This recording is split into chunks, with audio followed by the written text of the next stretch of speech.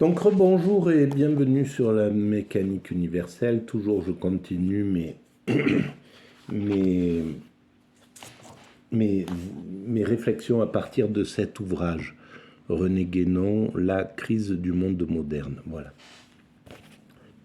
Un ouvrage qu'il a écrit, qu'il a publié en 1946 et qui est une sorte euh, d'analyse de la scission qu'on peut qu'il pouvait remarquer entre l'Orient et l'Occident à son époque. Et en fait, cette scission, à mon sens, perdure encore aujourd'hui, malgré le fait que entre ces deux périodes, il y a eu la décolonisation, etc. Nous n'avons pas résolu le problème de la relation avec l'Orient, avec les autres civilisations. L'Orient, c'est pas que l'Orient, hein, c'est un petit peu toutes les autres civilisations qui ne sont pas occidentales. Comment l'Occident se comporte avec les autres civilisations. Voilà. Alors, le comportement de l'Occident ne pouvait pas ne pas être celui qui s'est déroulé jusqu'à présent. Voilà, à travers la mécanique universelle, j'essaie de démontrer que tout ce qui se fait, tout ce qui a été réalisé, ne pouvait pas ne pas se réaliser ainsi. Donc il y avait une raison pourquoi l'Occident, jusqu'à présent, devait se comporter de cette manière-là. Alors, il y a des choses positives, il y a des choses négatives. Et l'humanité est en train de commencer à juger le comportement négatif de l'Occident et à pointer du doigt un état d'esprit.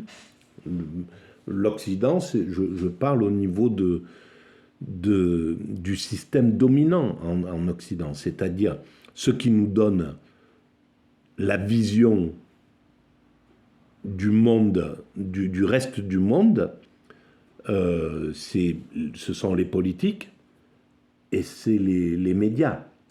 C'est les médias qui nous disent, voilà, engendre cette ambiance.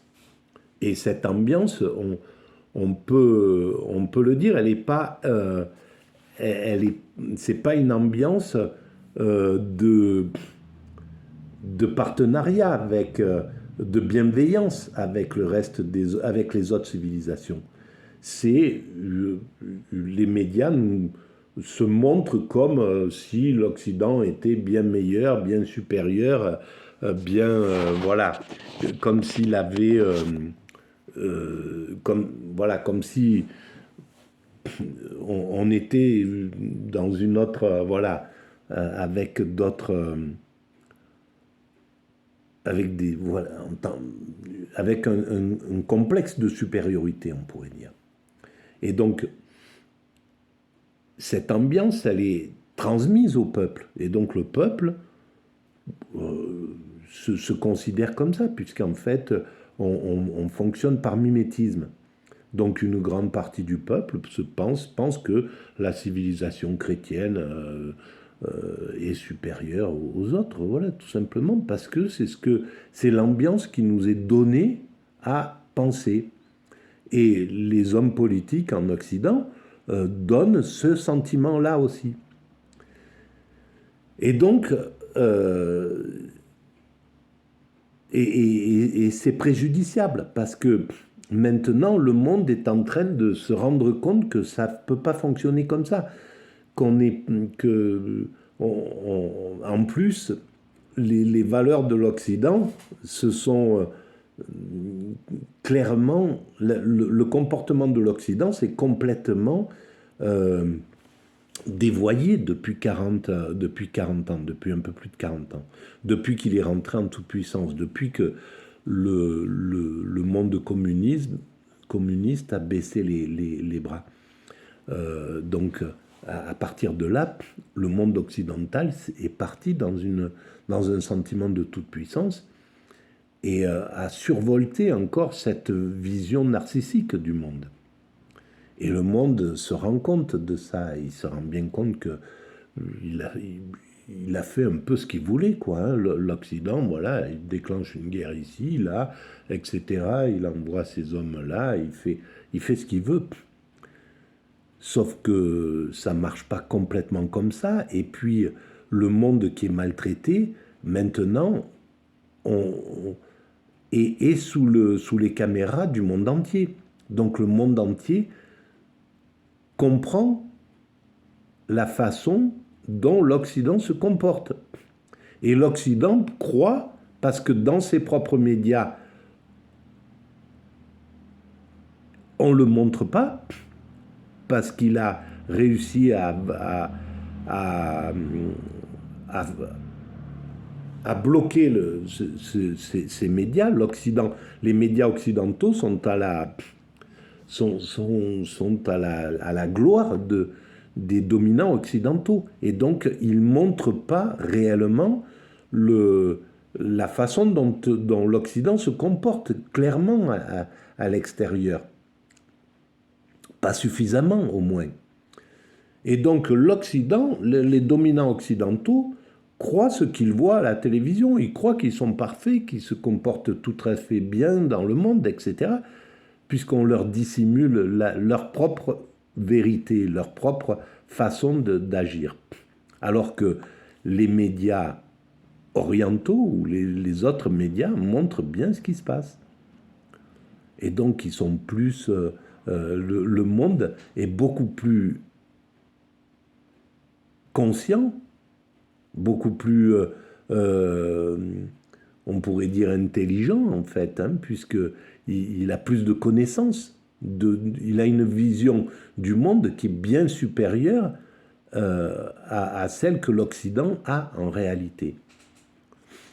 Et donc, c'est aussi un problème. Voilà. Alors, je vais prolonger la lecture.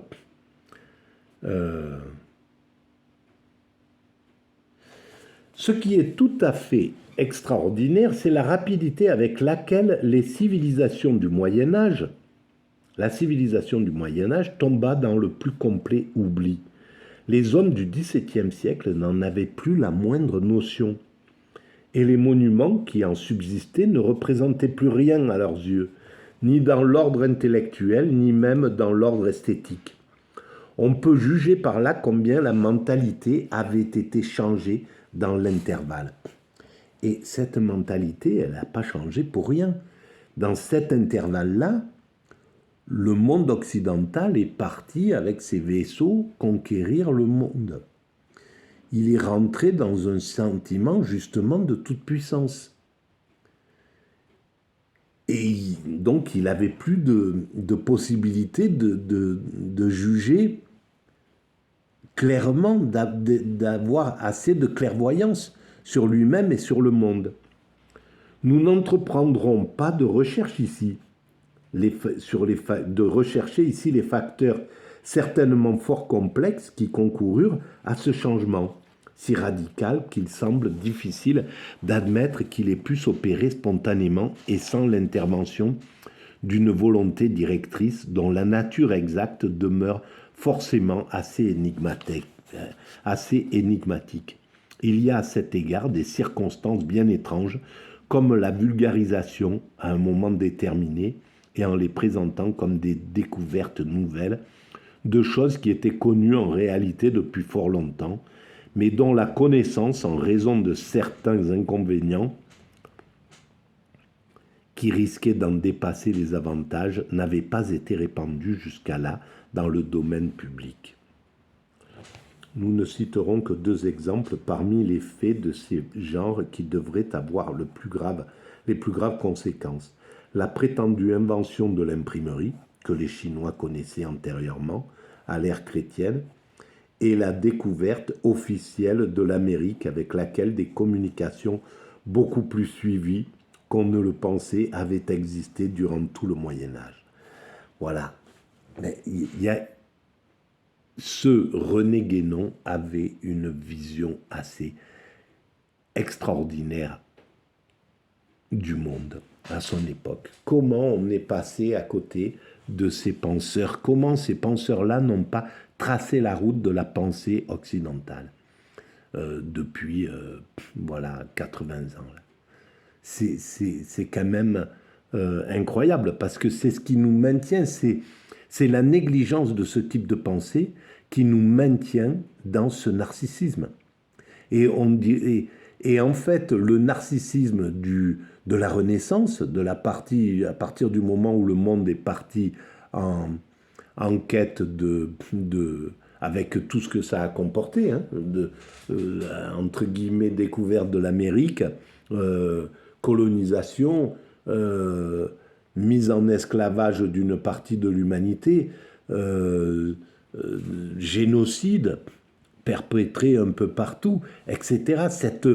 Cette boulimie de domination. Alors, évidemment, tout ça, avec l'esprit critique, il faut que l'Occident devra être jugé, quoi qu'il arrive, pour ce comportement. Mais en même temps, c'était le seul moyen que l'humanité avait pour aller à la rencontre les uns des autres. On n'avait pas les moyens psychiques d'y aller d'une autre manière, sinon l'humanité y aurait été de façon bienveillante et tout, si on avait eu les moyens psychiques de ça. On ne les avait pas. Donc, ça devait se jouer comme ça. On doit le critiquer pour ne plus le recommencer, pour sortir de cette chose-là et pour rendre pour rendre à ceux qui ont été victimes, aux victimes, ce qu'ils ont droit de recevoir. Et même si ça fait du mal à l'Occident, là, il ne veut absolument pas en entendre parler en ce moment. C'est vraiment, voilà, la guerre contre le wokisme, c'est exactement ce désir de ne pas être... de ne pas regarder en face ces choses. C'est une peur de l'Occident, mais quoi qu'il arrive, et l'Occident devra rendre des comptes, c'est légitime, c'est normal de partout, à tous les niveaux. C'est quelque chose qui se fait, donc il faudra le faire. Alors, espérons que ça se fasse avec bienveillance et que on puisse comprendre qu'il n'y avait pas d'autre moyen à ce moment-là. Voilà. Et que ça n'impacte pas les Occidentaux actuels. Simplement, c'est important de le regarder pour qu'on puisse sortir aujourd'hui de ces conséquences narcissiques qui sont restées dans notre état d'esprit.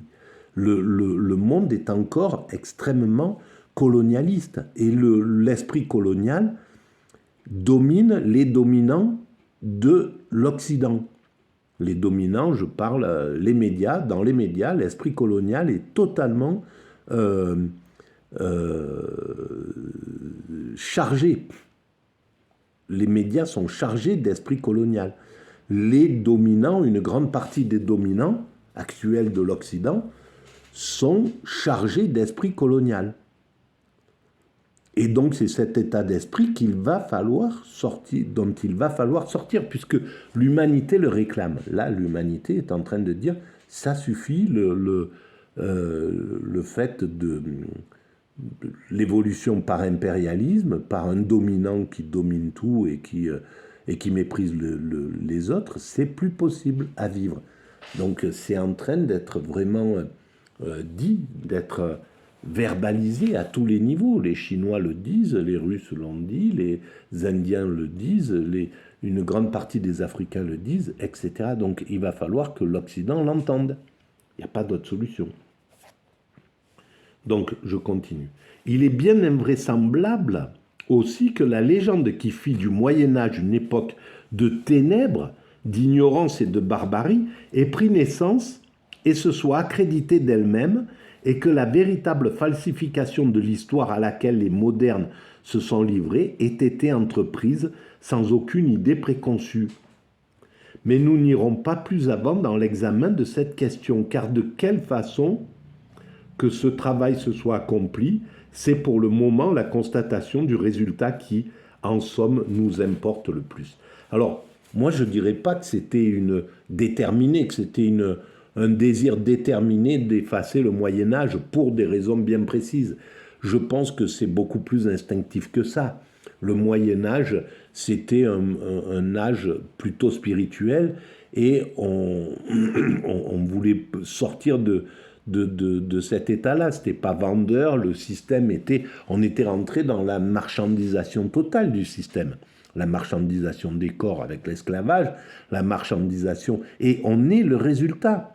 L'Occident c'est actuel et, et le prolongement de cette période terrible. Il est temps de prendre conscience de ça. L'Occident doit vraiment prendre conscience de ce qui se passe, quoi, à ce niveau-là. Donc je continue. Il y a un mot qui fut mis en honneur à la Renaissance et qui résumait par avance tout le programme de la civilisation moderne. Ce mot est celui d'humanisme. Il s'agissait en effet de tout réduire à des proportions purement humaines, de faire abstraction de tout principe d'ordre supérieur, donc de l'idée du divin. Et pourrait-on dire symboliquement de se détourner du ciel sous prétexte de conquérir la terre.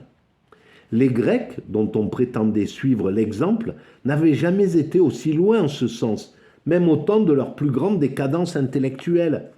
Et du moins les préoccupations utilitaires n'étaient-elles jamais passées chez eux au premier plan, ainsi que cela devait bientôt se produire chez les modernes. Et voilà, avec quelque chose d'affreux quand même, de pouvoir dire que des hommes n'étaient plus que des biens meubles.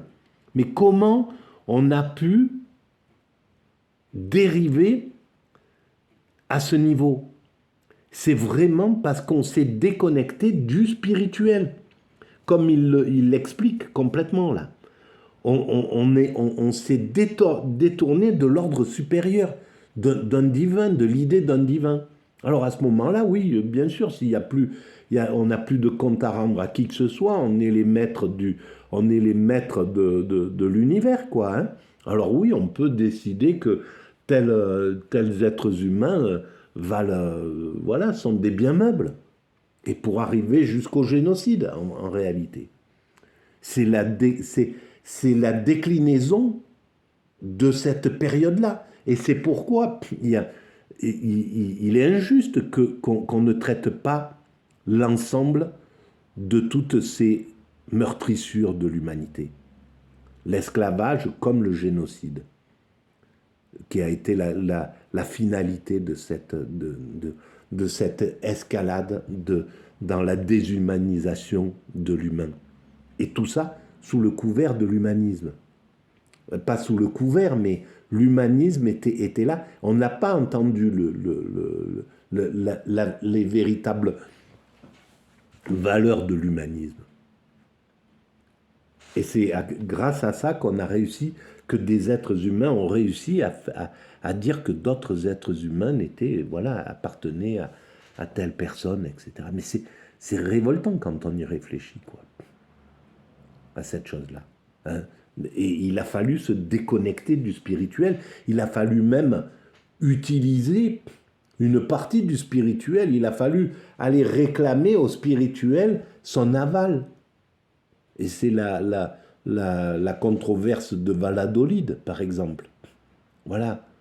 Donc il a fallu que même le religieux écarte ceux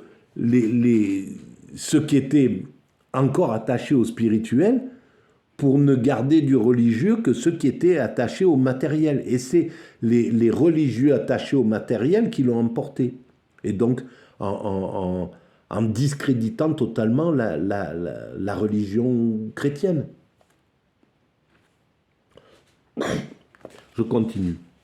L'humanisme, c'était déjà une première forme de ce qui est devenu le laïcisme contemporain. Et en voulant tout ramener à la mesure de l'homme, pris pour une fin en lui-même, on a fini par descendre d'étape en étape au niveau de ce qu'il y a en celui-ci de plus inférieur. et par ne plus guère chercher que la satisfaction des besoins inhérents au côté matériel de sa nature. Recherche bien illusoire du reste, car elle crée toujours plus de besoins artificiels qu'elle n'en peut satisfaire. Bon Dieu, mais comment on n'a pas écouté René Guénon? Comment on n'a pas écouté René Guénon en 1920?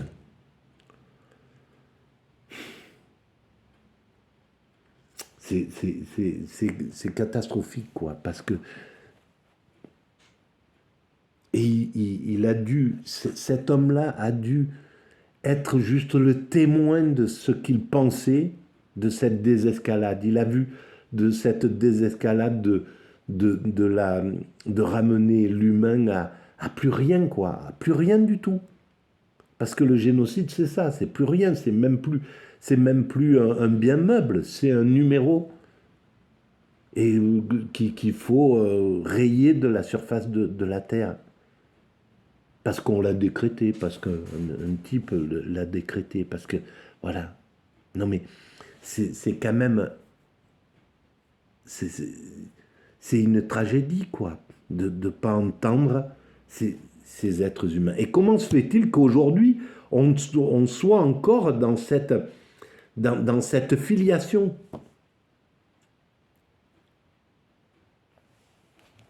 Je continue. Le monde moderne ira-t-il jusqu'au bas de cette pente fatale? Ou bien, comme il est arrivé à la décadence du monde gréco-latin, un nouveau redressement se produira-t-il, cette fois encore, avant qu'il n'ait atteint le fond de l'abîme où il est entraîné? Et maintenant, je comprends pourquoi, depuis quelques années, j'écris sur Twitter. Il est important maintenant, j'écris aux hommes politiques, il est important maintenant de partager le leadership. L'Occident doit décider de partager le leadership avant qu'on l'oblige à partager le leadership. Que ça vienne de nous-mêmes, que ça soit un acte de bienveillance de l'Occident, qu'on montre au reste du monde qu'on peut être intelligent, qu'on peut décider par nous-mêmes de dire, bon c'est bon, on devait... Voilà, les choses se sont déroulées ainsi, on ne pouvait pas faire autrement, mais maintenant, il faut qu'on sorte de cet impérialisme, c'est terminé. Donc, je comprends maintenant et je me disais, face à cette guerre-là, face à ce qui est en train de se présenter, j'écrivais, voilà, ce qui devra l'emporter, en fait, ça sera le mieux pour l'humanité. Peut-être ça sera le monde qui est émergent, là, les Russes, les Chinois, qui vont gagner. Peut-être ça sera l'Occident qui va gagner. Et ça sera le mieux. Mais quand on réfléchit à ce qui se passe, il est clair que la logique voudrait que ce soit le monde émergent, celui qui réclame de sortir de la vision binaire de ce monde pour unipolaire, pour un monde multipolaire. Il est logique que ce soit l'idée du monde multipolaire qui l'emporte.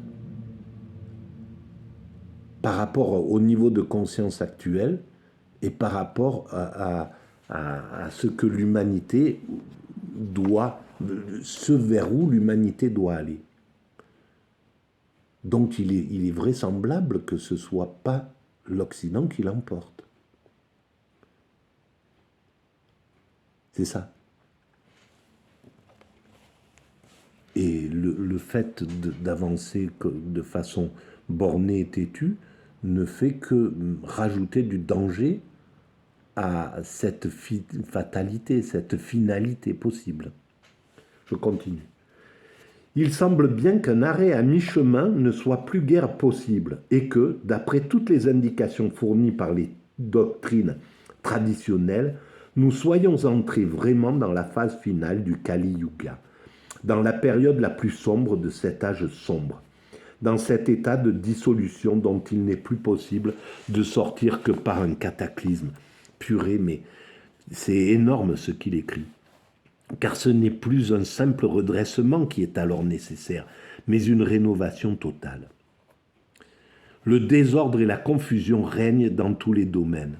Ils ont été portés à un point qui dépasse de loin tout ce qu'on avait vu précédemment et, partis de l'Occident, ils menacent maintenant d'envahir le monde tout entier. Nous savons bien que leur triomphe ne peut jamais être qu'apparent et passager, mais à un tel degré, il paraît être le signe de la plus grave de toutes les crises que l'humanité ait traversées au cours de son cycle actuel. Ne sommes-nous pas arrivés à cette époque redoutable annoncée par les livres sacrés de l'Inde, où les castes seront mêlées, où la famille même n'existera plus? Il suffit de regarder autour de soi pour se convaincre que cet état est bien réellement celui du monde actuel, et pour constater partout